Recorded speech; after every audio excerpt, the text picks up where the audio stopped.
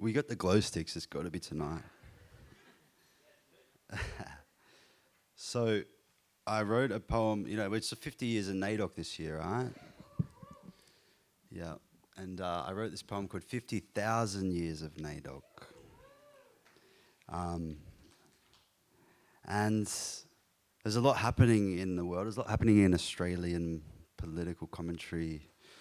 And it's not so much of a positive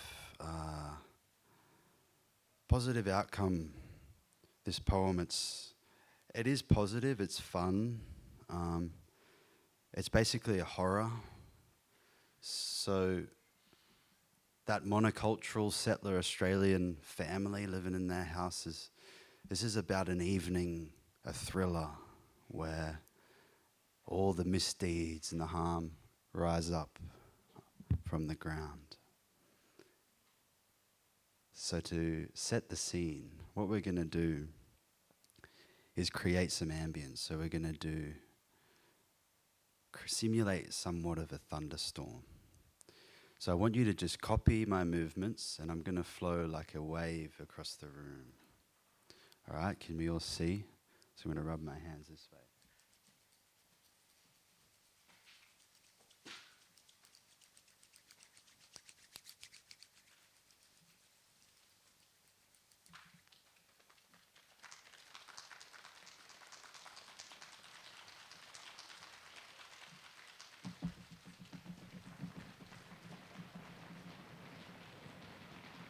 Now someone scream.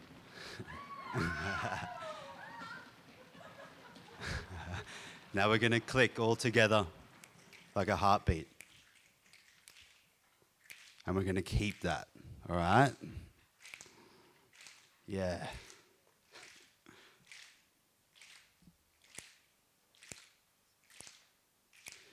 Vengeance swells across this land, its air thickens with rage. Thunderous claws grip the earth, a knock jolts you awake. Enough innocent legs swing in the master's cages, enough metals unearthed on the wrong eclipse, enough oil spills on a moonlit ocean, a decadent letting opens, an underworld enters, its skeletons rambling in sleeping languages. This gothic rupture hollows deep chambers snaking darkly beneath the world.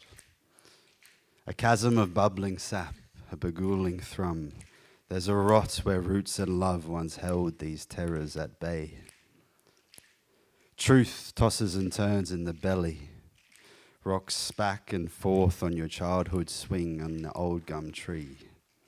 Haunts the dog growling at the ghost in the red cedar closet. Tonight, totems are twitching, circling mines and massacre sites. Roadside carcasses crawl, burnt paws pass their young from the ashes. Downstairs, a fire is lit, glass shatters, loose teeth spill across the floor. Something splashes, runs naked past your door. In the hall, a slow spillage of contents, of confessions and bathwater. Church bells ring on a flood plain. A field of Babylonian chains shimmering under the stars. Possum-cloaked shadows carve spears from your pet's bones.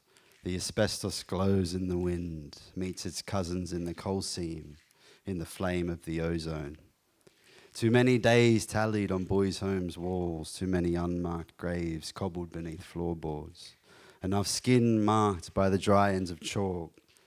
Enough of it all except tonight's thriller. The dingoes are back and they're howling to the dewar. Moonlit smiles are closing in.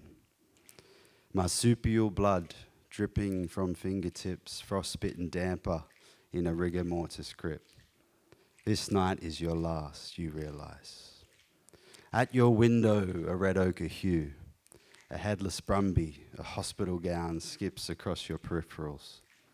In another room, an ancient blood moon, sovereigns dance, the shape of death adders.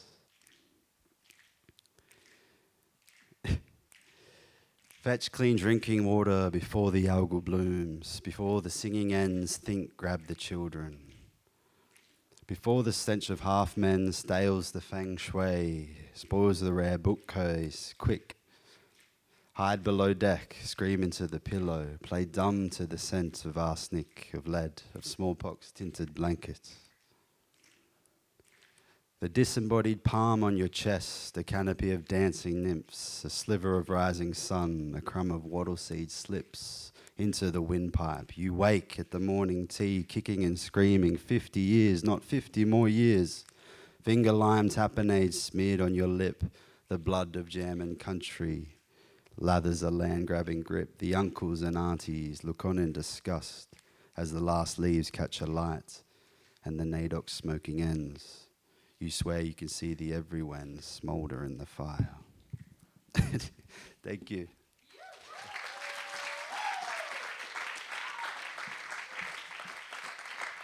We